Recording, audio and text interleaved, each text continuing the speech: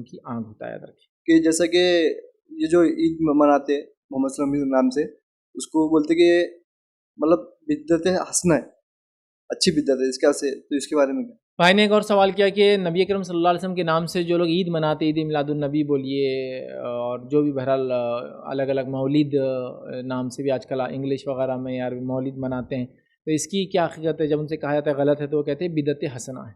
یاد رکھیے بدعت حسنہ اور بدعت سیئہ ایسی کوئی تفریق جو ہے نبی اکرم صلی اللہ علیہ وسلم نے نہیں کی، بلکہ نبی اکرم صلی اللہ علیہ وسلم نے تو جو بات کی ہوئی کہ کل بدعت ضلالہ وکل ضلالۃ فی النار. ہر بدعت، کل کا لفظ آ گیا، اور کل ساری بدعتیں گمراہی اور ساری گمراہی کا ٹھکانہ جہنم کی آگ ہے. تو لہٰذا یہاں کل میں آپ نے تفرق نہیں کیا، ڈفرینشیٹ نہیں کیا، ایکسیپٹ نہیں کیا کہ کل بدعت ضلالہ، یہ ساری بدعت گمراہی سوائے بدعت حسنہ کے. نہیں، کل جب کہہ دیا تو عربی میں سب کے لیے استعمال ہوتا ہے، سارے کے لیے استعمال ہوتا ہے. ساری بدعتیں گمراہی ہے اور ساری گمراہیوں کا ٹھکانہ جہنم کی آگ ہے. تو لہذا بدعت حسنہ، کسی کہنے والے نے بڑی اچھی بات کہی تھی کہ بدعت حسنہ دنیا میں تو ہنسنا ہے لیکن آخرت میں رونا ہے. ہنسنا بولے تو وہ اردو والا ہنسنا بولے آخرت میں رونا ہے. یاد رکھیے یہ بالکل درست نہیں، یاد رکھیے ٹھیک ہے. تو بدعت حسنہ یہ صحیح چیز نہیں. یاد رکھیے ایسی کوئی بدعت ثابت نہیں ہے. بدعت حسنہ اور بدعت سیئہ لوگ بولتے، مطلب بری بدعت اور اچھی بدعت. کسی زمانے میں بہرحال مثال دی تھی میں نے، لوگوں کو برا لگتا ہے لیکن اب سمجھنے کے لیے مثال ہے. کوئی اگر یہ کہ اچھا گوبر اور برا گوبر، ایسی کوئی چیز ہوتی ہے کیا؟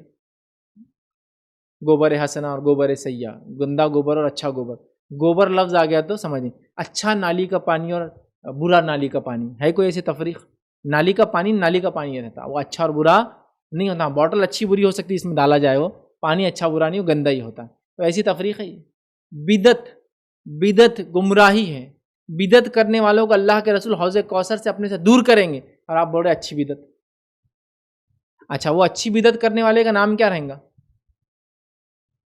بدعتی. اچھی بدعت کرنے والا میرا بھائی، بری بدعت کرنے والا میرا بھائی، ارے بدعتی ہے بھائی، ٹھیک ہے. تو لہٰذا ایسی کوئی تفریق نہیں ہے. اللہ کے رسول نے ساری بدعتوں کو گمراہی قرار دیا، تو لہٰذا اچھی بدعت ہے کہہ کر بدعت حسنہ منانا صحیح نہیں ہے. اور ایسا حسنہ کا معنی نیک اچھائی کرتے کرتے پورا دین ہی بدل جائیں گا پھر، چونکہ پھر 11ویں شریف بھی بدعت حسنہ ہے، پھر فلاں بھی بدعت حسنہ ہے، پھر یہ بھی بدعت حسنہ ہے، پھر وہ بھی بدعت حسنہ ہے، بس سب بدعت حسنہ بلکہ پورے دین کو ہی تبدیل کر دیں گے. کل کی کل تمام بدعتیں گمراہی ہے، تمام گمراہیوں کا ٹھکانہ جہنم کی آگ ہے. اچھے ہونے، اس میں مختلف رسومات منانے کے سلسلے میں جوازی دلائل پیش کرتے ہیں اور کچھ اسے بدعت قرار دیتے ہیں اور اسلام میں ایک غیر ضروری اضافہ قرار دے کر اس کے عدم جواز پر کلام کرتے ہیں، بلکہ ناجائز، بلکہ حرام، بلکہ منانے والے کو جہنمی بھی قرار دیتے ہیں. کیونکہ ان کی دلیل ہے کہ کل بدعۃ ضلالہ وکل ضلالۃ فی النار، ہر بدعت گمراہی ہے اور ہر گمراہی جہنم میں لے جانے والی ہے. اور بدعت سے مراد وہ لیتے ہیں کہ نبی کریم صلی اللہ علیہ وسلم اور صحابہ کرام کے زمانے کے بعد جو نئے کام دین میں ایجاد کیے وہ غلط ہیں اور وہ جہنم میں لے جانے کا سبب ہے. ہم یہ کہتے ہیں کہ جو نبی کریم صلی اللہ علیہ وسلم نے کل بدعۃ ضلالہ بیان فرمایا اور دوسرے مقام پر وَكُلُّ ضَلَالَةٍ فِي النَّارِ، اس کو ملا کر کہہ دیتے ہیں علیحدہ حدیثیں ہیں. ان سے مراد یہی ہیں جو دین کے خلاف امور ایجاد ہوئے. اور دوسرا ہم کہتے ہیں بدعت حسنہ ہے کہ جو دین کے موافق تھیں لیکن پہلے ان کا ثبوت کہیں نہیں تھا، یا دین کے لیے معاون تھی اگرچہ ثبوت نہ ہو، یا ثبوت تھا تو کچھ بدلی ہوئی شکل کے اندر اس کو کر لیا گیا، تو اسے کہتے ہیں بدعت حسنہ. حضرت عمر فاروق رضی اللہ تعالی عنہ کا تراویح کی جماعت کو یہ کہنا کہ یہ اچھی بدعت ہے، تو یہی اسی میں آتا ہے کہ بدعت حسنہ تھی.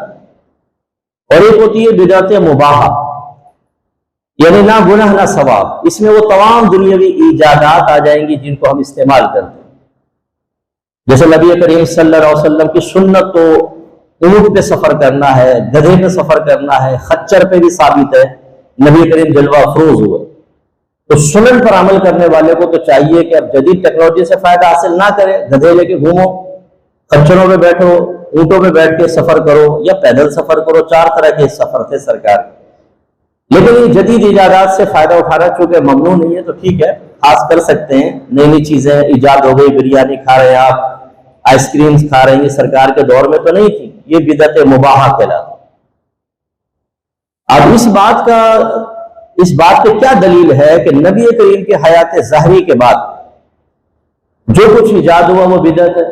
کچھ تو میں نے آپ کو بتایا، اب میں اور اس کو تھوڑا ڈیپلی جاتا ہوں۔ جس سے بعض لوگ یہ کہتے ہیں کہ اچھا یہ بتاؤ، آپ کہتے ہیں میلاد مصطفیٰ مناتے ہیں، کیا نبی کریم صلی اللہ علیہ وسلم نے اس کا حکم دیا؟ کیا صحابہ کرام نے حکم دیا؟ کیا نبی کریم نے اس طرح میلاد منائی؟ کیا صحابہ کرام نے منائی؟ ثابت کرو۔ اسی کوشچن کو ذہن میں رکھیے گا۔ یہ جو دعویٰ کرتے ہیں نا، پہلی بات تو یہ ویلڈ نہیں ہے دعویٰ، میں اس کو ثابت کروں گا، لیکن آپ تھوڑا سا ذرا پیچھے آئیے۔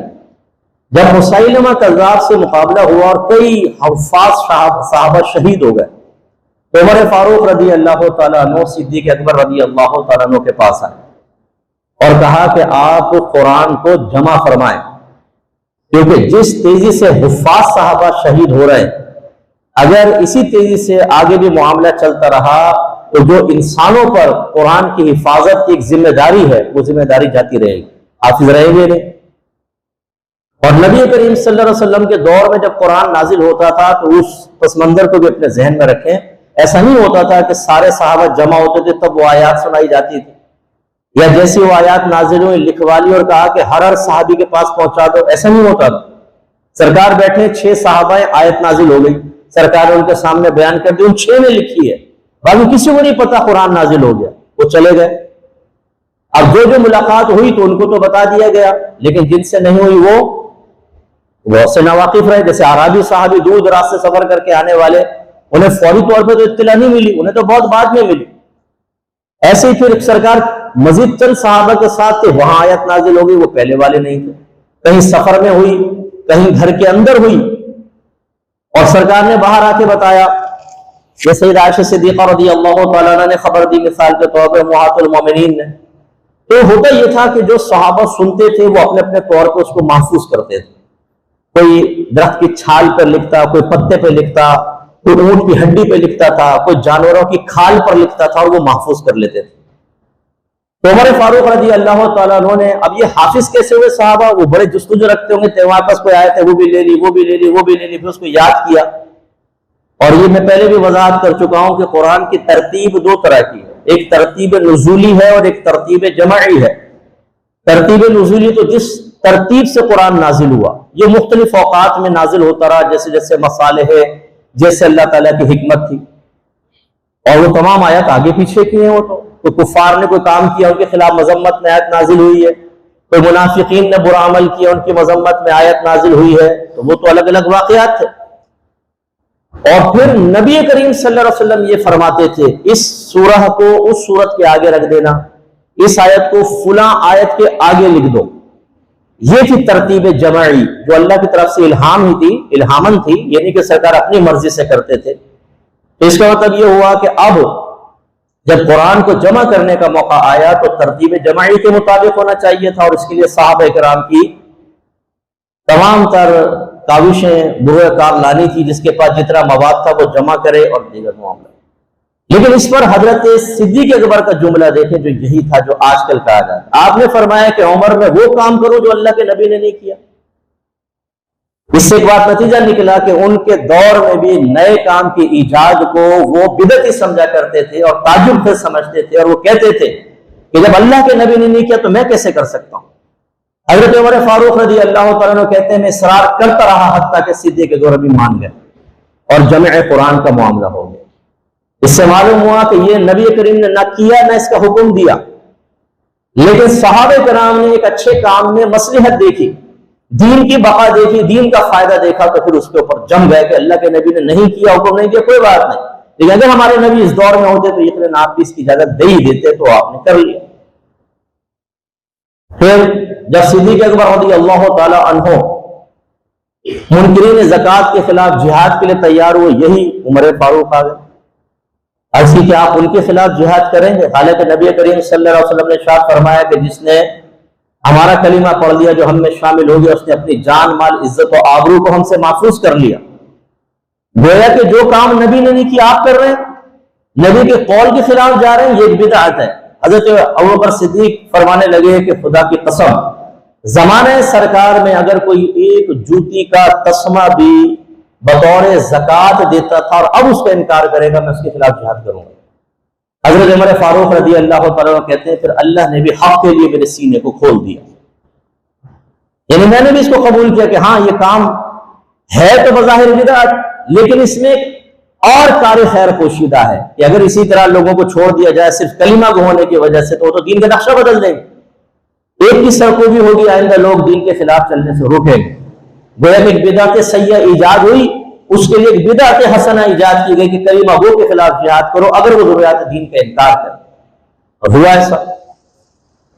پھر حضرت عمر فاروق رضی اللہ تعالیٰ عنہ کے دور میں تراویح کی باقاعدہ جماعت نبی کریم صلی اللہ علیہ وسلم نے 2 کبھی 4 پڑھائی، ایک دن 2 دن 3 دن، صحابہ کرام بہت جمع ہو گئے، چوتھے دن سرکار نے نہیں پڑھائی اور فرمایا کہ اگر میں اس کو لگاتار پڑھاتا تو یہ تم پر واجب ہو جائے گا۔ تو پہلے سرکار کا دور ایسے گزرتا رہا، اپنے پڑھتے رہے، پھر صدیق اکبر کا دور ایسے گزرا، پھر عمر فاروق ایک دفعہ مسجد میں آئے تو آپ نے دیکھا کہ متفرق کو یہاں نماز پڑھ رہا ہے، کوئی وہاں 2-4 نے کی امام مقرر کیا ہوا اس کے پیچھے پڑھ رہے ہیں اپنی جماعت کر کے۔ تو آپ نے فرمایا کہ مجھے یہ پسند آتا ہے کہ میں ایک امام مقرر کروں جو قرآن ان کو سنائے اور یہ سب اس کے پیچھے پڑھیں۔ تو آپ نے حکم دیا کہ اب قرآن سنایا جائے گا، تراویح باجماعت ہوگی، اور ہونے لگی۔ پھر عمر فاروق رضی اللہ تعالیٰ عنہ دیر سے تشریف لائے تو دیکھا جماعت ہو رہی تھی، خوش ہوئے اور فرمایا کہ نعمت البدعۃ ھذہ، یہ کیا ہی اچھی بدعت ہے، اور اس وقت سے پھر 20 رکعت تراویح سٹارٹ ہو گئی۔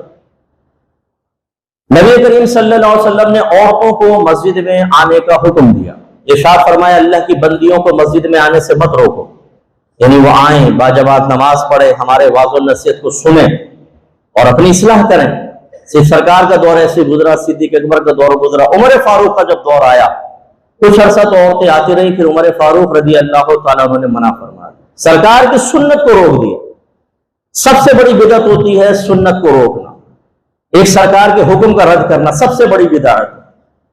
لیکن یہ بدعتیں بھی بعض اوقات آپ کو بظاہر مخالفت نظر آئیں گی، لیکن ان میں جب ہم حکمت تلاش کرتے ہیں، لاجک دیکھتے ہیں تو پتہ چلتا ہے کہ یہ سیئہ نہیں ہے بلکہ حسنہ ہے۔ لہذا جب عورتیں شکوہ کرنے کے لیے سیدہ عائشہ صدیقہ رضی اللہ تعالیٰ عنہ کے پاس گئیں کہ دیکھیں عمر فاروق نے ہمیں جماعت میں آنے سے روک دیا، تو آپ نے ارشاد فرمایا کہ اگر میرے سرتاج آج دنیا میں جلوہ افروز ہوتے اور جس طرح عورتیں فیشن کر کے زینت کر کے گھر سے باہر نکل رہی ہیں آپ ملاحظہ فرماتے تو آپ بھی عورتوں کو مسجد میں آنے سے روک دیتے۔ یعنی عمر فاروق کا یہ عمل بدعت سیئہ نہیں ہے بلکہ بدعت حسنہ